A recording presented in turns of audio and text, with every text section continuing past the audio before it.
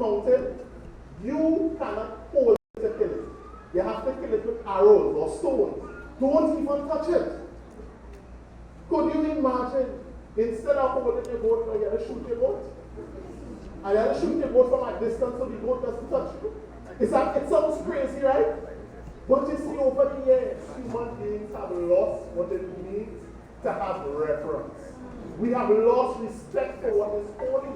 But the bigger thing is this. It's the same God that was coming down the mountain that we serve him now. It's the same God and requires the same thing. He did not change. The third day finally came. And now there was thunder and lightning in the sky. A dark cloud now covered the mountain. And there was then the blast of a trumpet. And it pierced everyone. God had finally arrived. There was smoke that was now covering the mountain as God descended fire.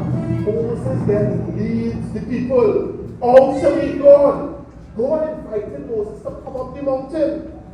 God then warned them again, do not touch this mountain. Do not come and try and see me. If you try to see me and you're unprepared, you are going to die. You have to prepare to see God. Moses went back to warn the people again. Then God said, I am the Lord your God. I brought you out of the land of Egypt where you were slaves. You must not have any other gods except me. You must not make for yourselves any idols. Don't make something that looks anything like in the sky above, or on the earth below, or in the water below the land. You must not worship or serve any idol. This is because I, the Lord your God, am a jealous God. A person may sin against me and hate me, but understand I will punish his children, even his grandchildren, and his great-grandchildren. But I will be very kind to thousands who love me and obey my commands.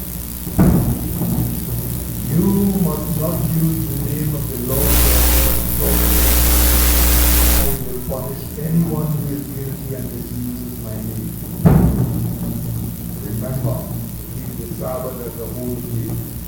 You may work and get everything done during 6 days each week, but the 7th day is a day of rest to honor the Lord your God. On that day, no one may do any work, not you, not your son, nor your daughter, your male or female slaves, neither your animals nor the foreigners living in your cities may work. The reason is that in 6 days I made everything. I made the sky, the earth, the sea, and everything in them. And on the 7th day I rested. So I blessed the Sabbath day and made it holy. Honor your father and your mother. Then you will live a long time in the land. The Lord your God is going to give you this land. You must not murder anyone. You must not be guilty of adultery. You must not steal. You must not tell lies about your neighbor in court. You must not want to take your neighbor's house. You must not want your neighbor's wife, nor his male or female slaves. You must not want his ox or his donkey. You must not want anything that belongs to your neighbor.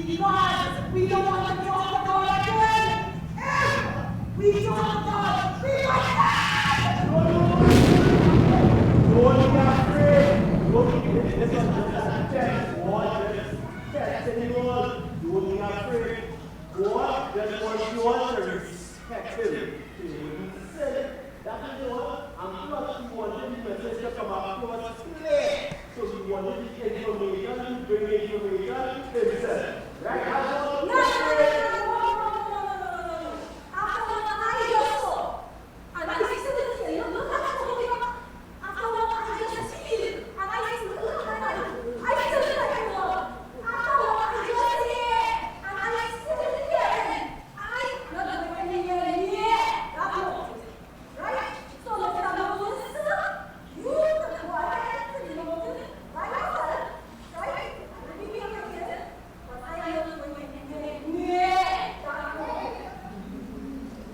So, Moses went also to speak with God.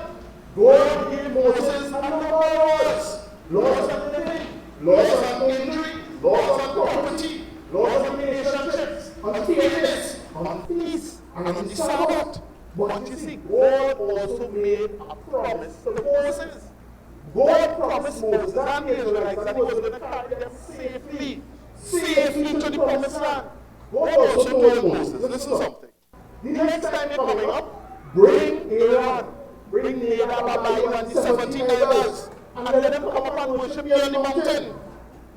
But tell the people, do not come and try and see me. Tell the people what? When the children of Israel got the message, they said once again, everything that God says, we're going to do. Moses then offered a sacrifice to God, and he took the blood from the sacrifice and sprinkled it over the children. Then he said,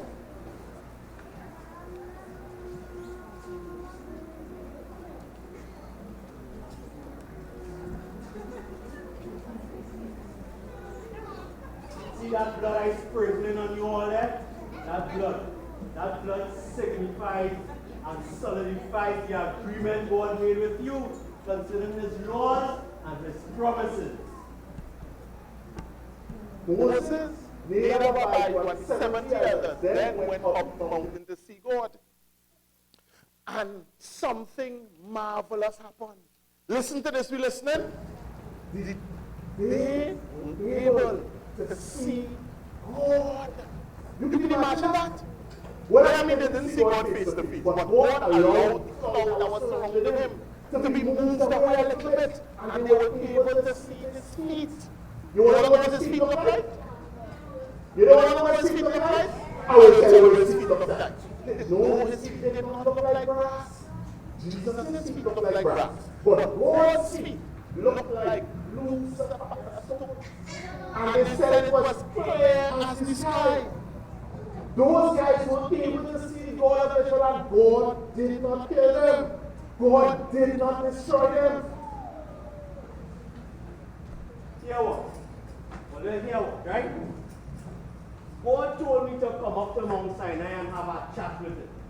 Right? So I'm going up there to speak on the behalf. So when I'm up there, you see the 10 commandments he just gave you all, that all they wasn't listening to. He went and created 2 tablets of stone for me. And I will bring it back to you all. While I'm up there, I carry Joshua with me to help me. Alright? Only understand that? Like only understand to me. I carry Joshua, you only understand that? Yes. Right. Now while I'm up there, you all will listen to Aaron, who I said? Aaron. And Hur, who I said? Hur. Right. Aaron and Hur will be in charge while I am not here. You all will listen to them, go to them for any problems you all have. Moses I said Hur, I said Hur. Who I said? Hur. Moses then went back up the mountain. Moses was on the mountain for 7 days. Then the cloud descended, and God invited Aaron, God invited Moses to come into the cloud and talk to him. You see, God had plenty to tell Moses. God wanted Moses, as well as the children, to build him a sanctuary. To build him a what? He wanted them to build him a sanctuary so that he could be with them. But you see, the sanctuary was also supposed to be mobile, so that he could have moved with them as they went on the journey through the desert. He also said Aaron was supposed to be the high priest. Who was the high priest? Aaron. Who was the high priest? Aaron. Who was the high priest? Aaron. I said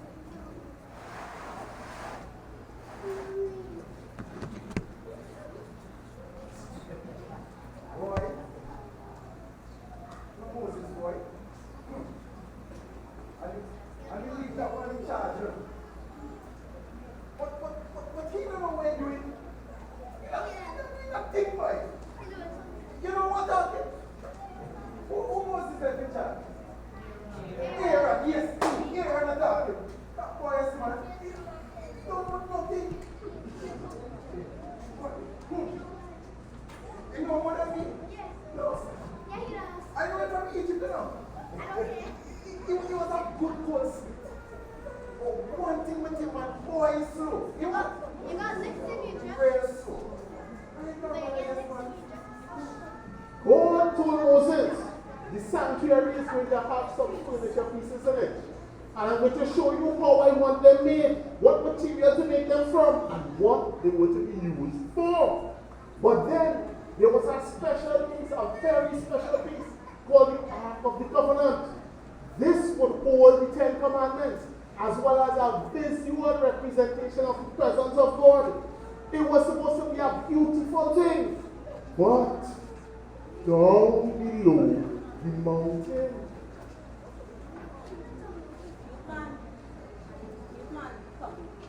Come help me.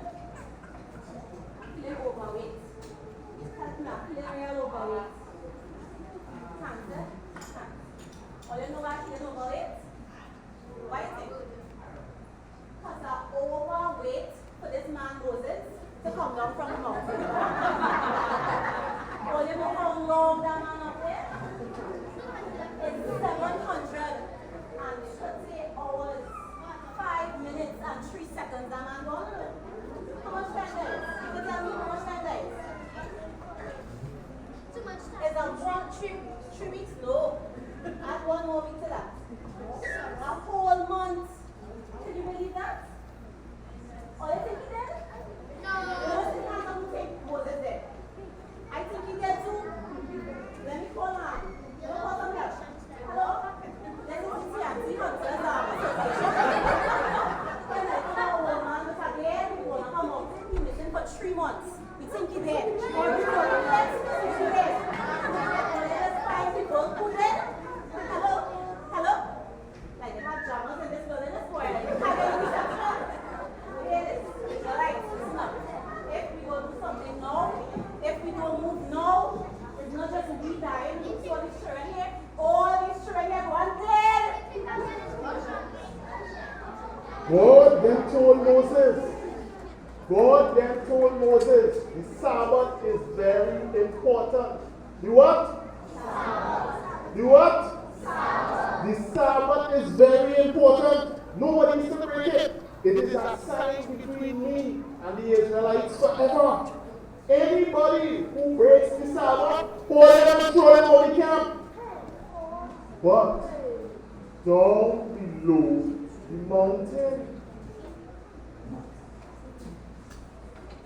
Aaron, Laura,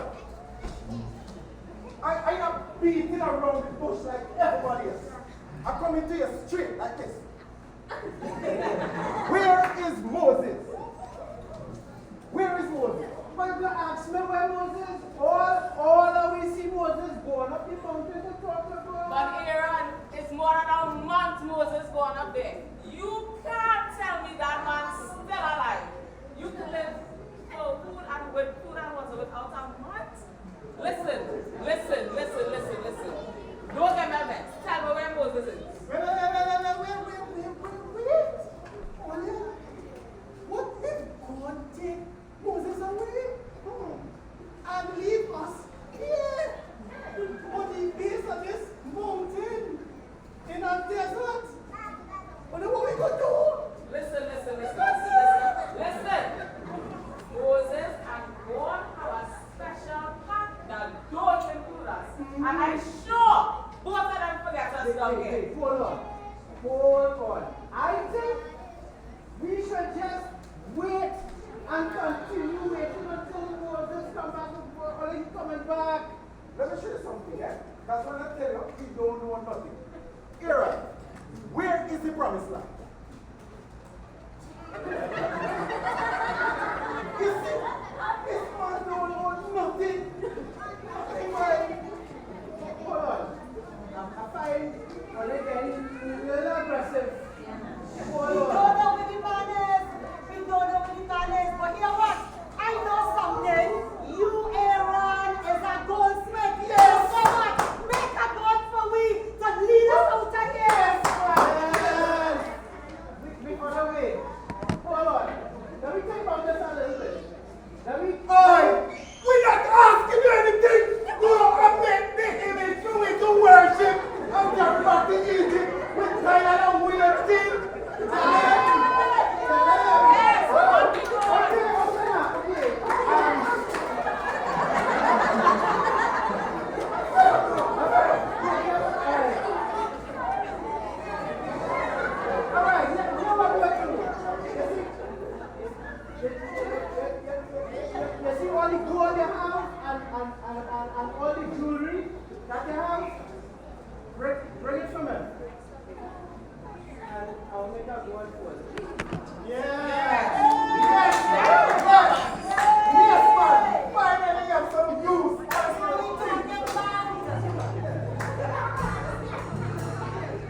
Don't be no default.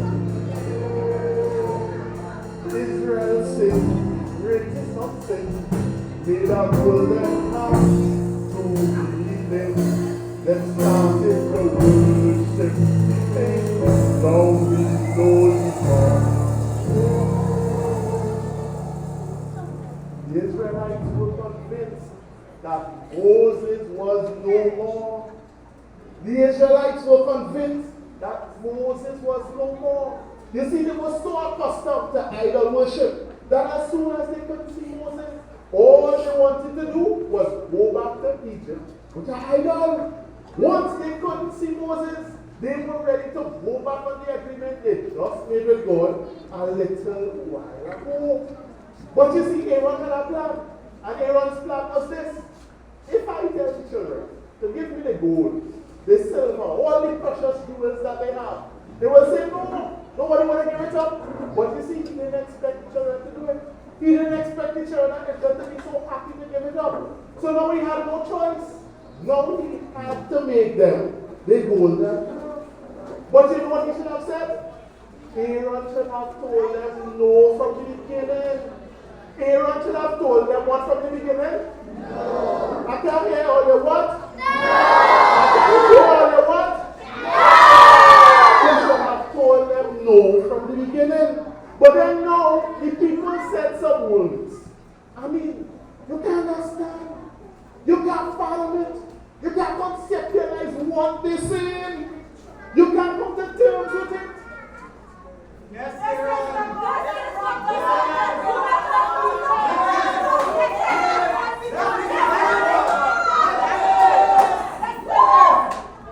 This is the God. This is the God, no? This is the God. Could you believe these ungrateful, these short memory people? What is the first, second, and third thing God told them? Number one, I am the God who brought you out of Egypt. Number two, you will have no other gods before me. Number three, do not make any images. Now, how is that? How is it that all they could find to do was go against the first three things God told them not to do? But you see, the foolishness, the madness did not stop there. Aaron, of his own intuition, nobody asked him for it, nobody told him to do it. Aaron went and made an altar for the people to worship the calf. Aaron built this altar, and then Aaron said some terrifying words. Tomorrow, we are going to have a special feast for this God.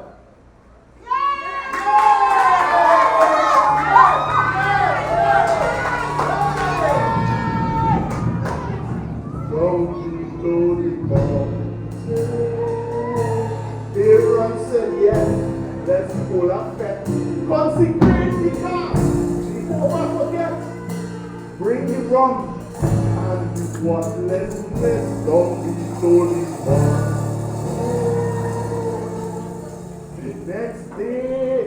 The next day, bright and early, the people got up. The people got up and they offered sacrifices to this golden calf. And then you know what they did next? They brought the music, they brought the food. Everybody went and bring out all the fancy clothes. And they started the party. They started the party and party. No inhibition. There was nobody to tell them, listen something. Well, they can't do this. I mean, after all, it's the man in charge who commissioned the fete. So, of course, we do the fete for days. But you see, then, God said to Moses, Moses, these people, boy. These people who you brought out of the land of Egypt, they have sinned a great sin.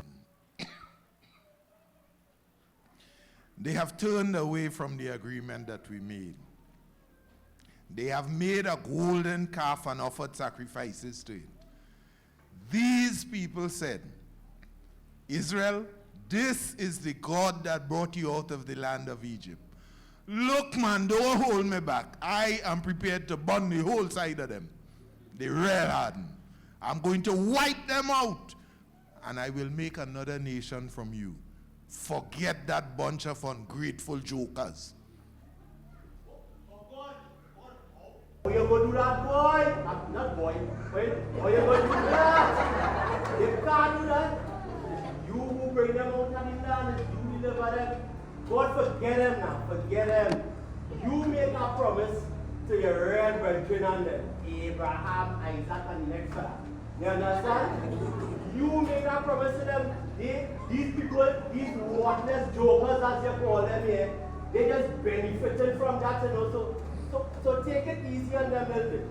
Remember the promise you make to your brethren and them, and you're taking the descendants to the promised land to be forever. What is stupid? Look, you better go and deal with them because I'm good. You see me?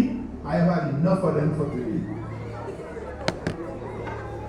Moses then made his way back down the mountain with the 10 Commandments in hand. The first person he met on the way was Joshua. And Joshua said, Moses, boy, it's some like Israel fight going on down the camp. What are we going to do? No, Joshua, that is not you as Joshua. Come here, Joshua, I know music, I know Joshua, I know. I know music, a victory or defeat, and like something else. Come let me go down the mountain first and hear what it is going.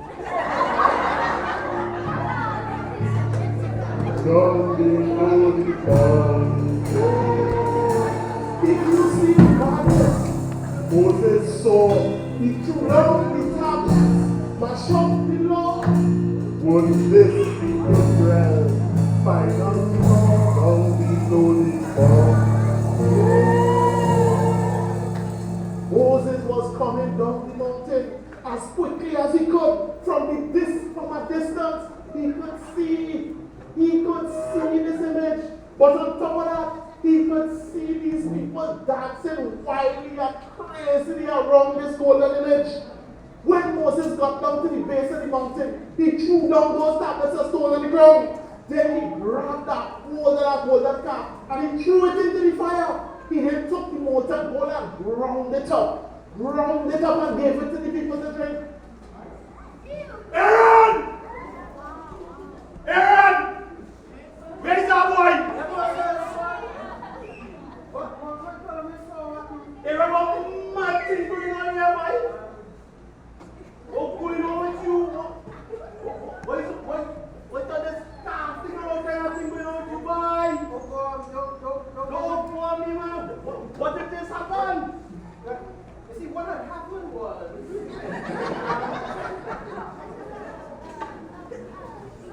the people thought they'd get up in the mountain now. And they was trying to kill me too, Moses. Moses, it wasn't my fault. They was trying to kill me. When they come upon me to beat my thing, after I get them scattered, all of a sudden, I see a whole set of gold and jewelry on my foot. And I kick it in the fire and then poof. It wasn't me, Moses. It really wasn't me. It wasn't me.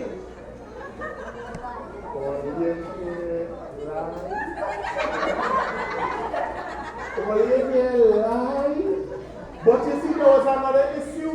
The party was still going on in full swing. Aaron had let the children of Israel get completely out of control. They were now a laughing stock to all the other nations. Could you imagine this? The God, think about it, man. The God who caused all these plagues to happen to the Egyptians, who then opened the Red Sea for the Israeli account. You can imagine that?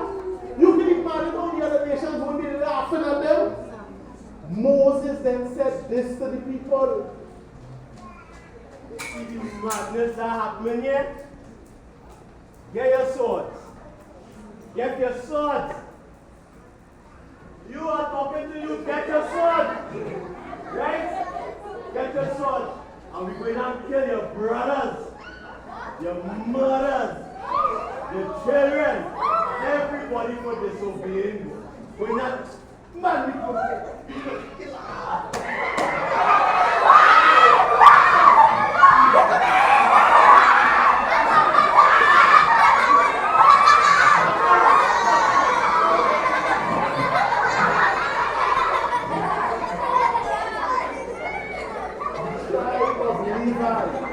The tribe of Levi answered Moses' call, and in that day, 3,000 people lost their lives. How many? 3,000. 3,000 people lost their lives. The tribe of Levi was then dedicated to the service of God because they were willing to do what was necessary. Moses then had another message for the children of Israel. Hey, oh, you see what nonsense and stupidity all they do there? That is a serious case. Real serious. You see how they have not breathing hard. You see that sin is a great sin, but here what I will do, right? I will go back up the mountain and talk to God to see if God could forgive all you for this stupiditiness. Right? And see if he will forgive all you.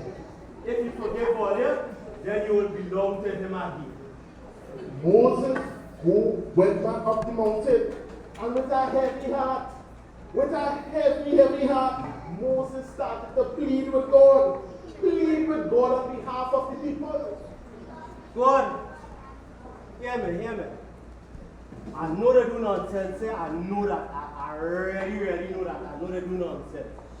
But I beg you, give them a blind, forgive them this time. If you can't forgive them, get what? Take me out of the book of remembrance and save these people. Right? If it comes down to that, remove me and save them. Moses, that is not how it works. I will remove those who sin against me. So it's okay. You go back down and lead the people where I have told you. When the time comes to punish them for their sins, rest assured I will punish them. They are going to pay for the sin of this golden calf that they run me. This sin was serious. This sin was serious. But the Israelites did not realize how serious it actually was until God sent them this message through Moses.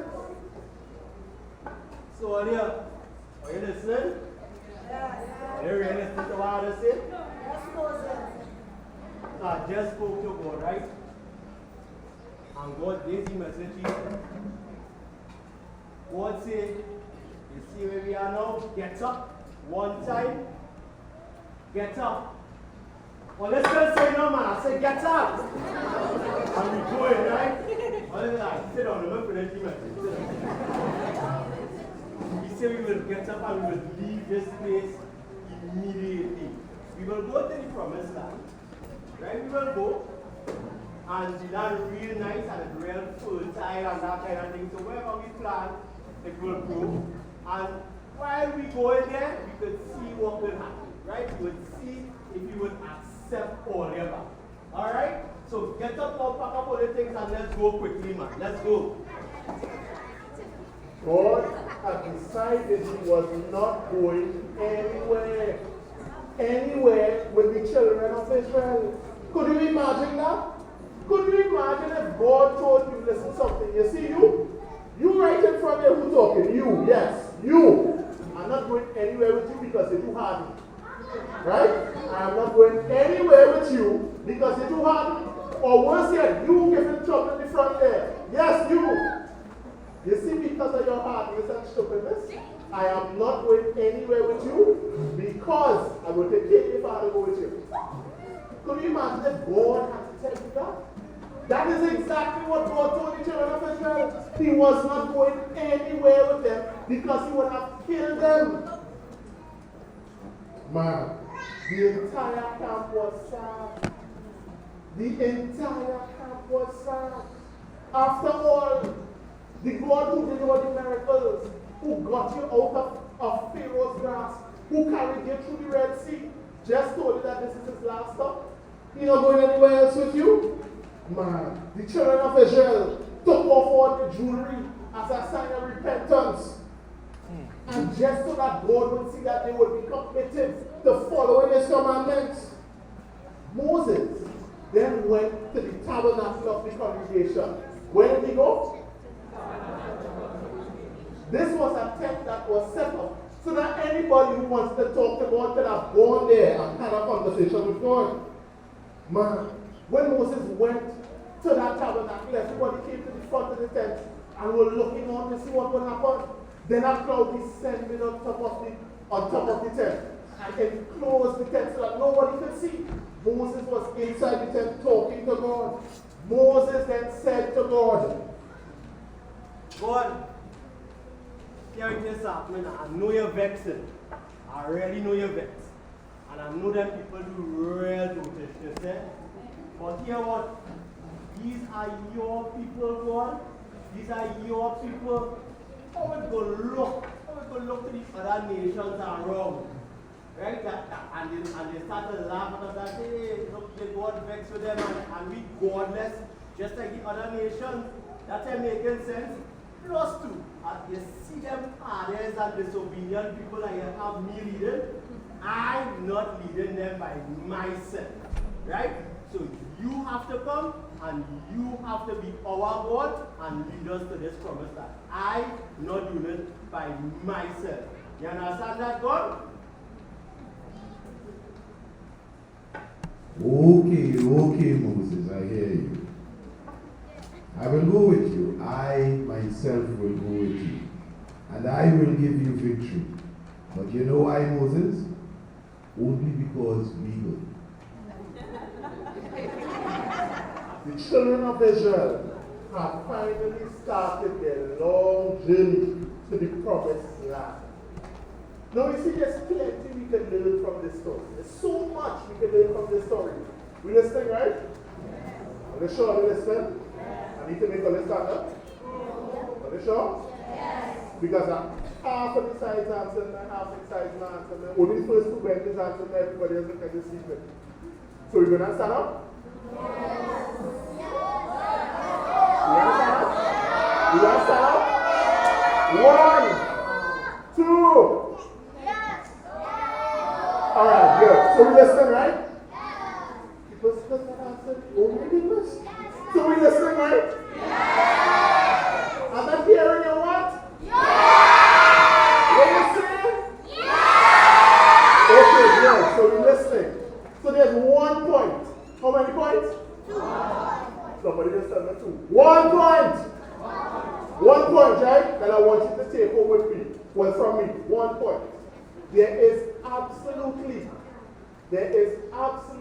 nothing that you could do that God cannot forgive you for and restore you from. I'll say it again.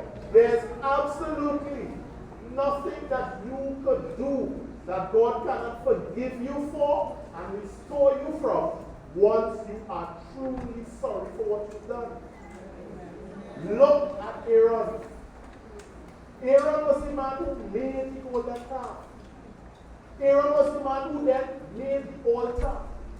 Aaron was the man who then told the people, come, let's hold a party and consecrate the calf and all of that. And Aaron was still alive. After all of that, Aaron didn't die with 3,000. But you know what's even more important in this story? You know Aaron still became the high priest? You know what this reminds me of? You guys remember the text? Who is our God? Like unto thee, that pardons iniquity. He retaineth not his anger forever because he delights in what? Mercy. Because he delights in mercy.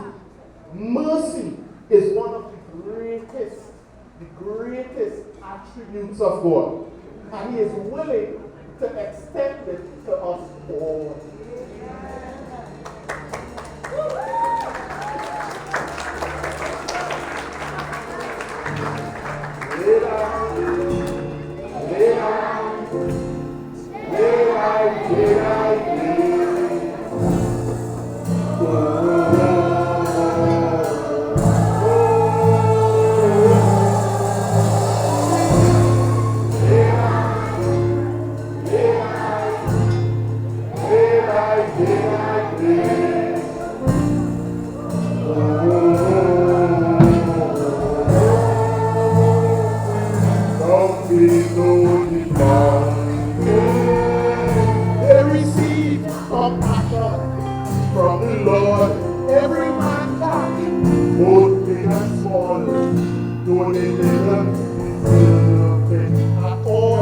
down below the mountain.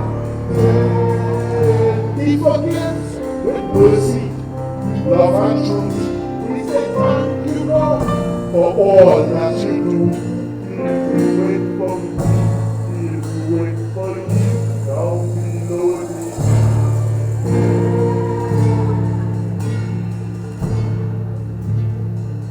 down below the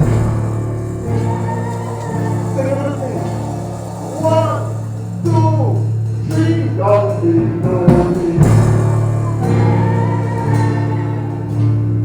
one, two, three, down below the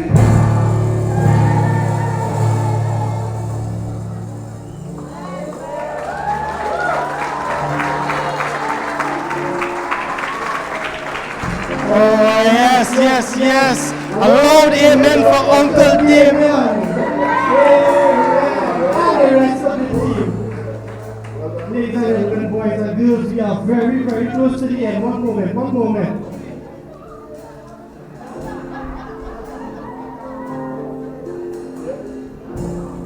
You know I like to hear about things. So the most well behaved and attentive children here.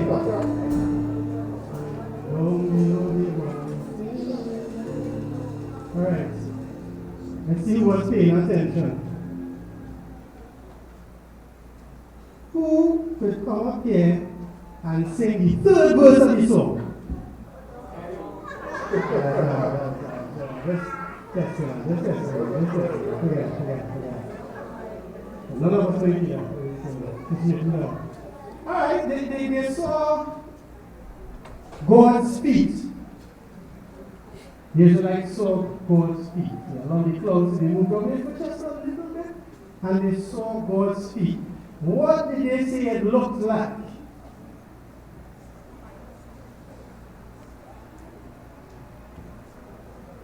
Sapphire stone. Brilliant.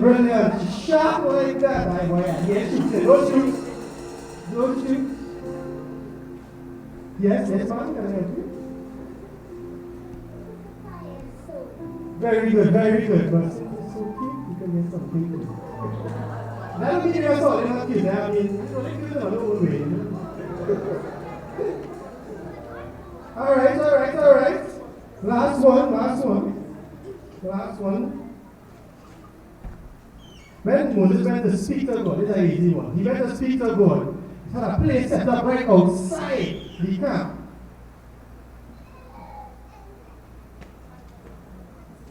Put it on, that was too quick. Do it. Look and see who putting their hand up nice, not putting up your hand. They're not getting anything. Alright? There's a place that was set up outside the Israelite camp where people could talk to God. Moses went there. What do you have next to it? Now let's sit on the copy and get the question to finish. What is the name of the place that they set up outside the camp to speak to God? Yeah, who did you see there?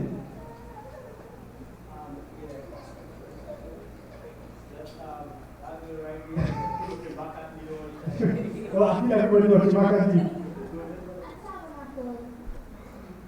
I mean, they're not wrong, but they have no room for flex. I want the whole name of it.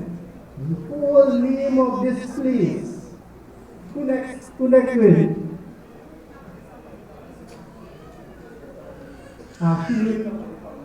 Alright. This fella in this salmon shirt here, coming by this fella here. And also, it might have happened also there. That's not what we're looking for. That's all. But you have glad when I got somebody in the back going up their hand because it's behind them. Yes, sir. Alright. Some of them might have referred to it as a temple. Alright. Hold on. I'm moving on the instructions here. I carry this pencil back home with me. The tabernacle of the Most High.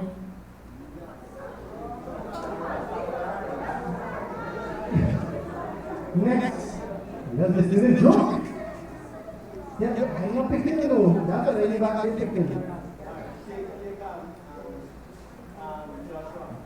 Joshua? Oh, you're Joshua. Oh, Joshua. The chapel gone. Alright. No? That's correct? No? Yes. Yes. Tabernacle of the congregation. The tabernacle of the congregation. There was all the tabernacle of the congregation. The tabernacle of the congregation. Now we have a lot of things that we could have learned from this story, right? And that's what Uncle Gideon told us. But if we to leave there with one thing just to reiterate, we should be happy, we should be grateful, we should be overjoyed that God delights in mercy. Because if He didn't, we would all be dead. We don't deserve it, but He has produced it, He has given it freely to us. Yeah? Don't worry. I don't leave here without giving my people something. So, Kelsha, Israelite Kelch, and others, can you all assist me, please? Yeah.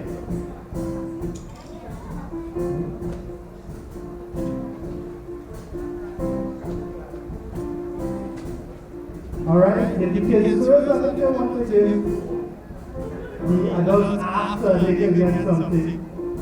So little bookmark for you, so little message. Keep your focus, keep your grounded. I'm going to roll on the back significant measure while you're studying your book. Don't be bound.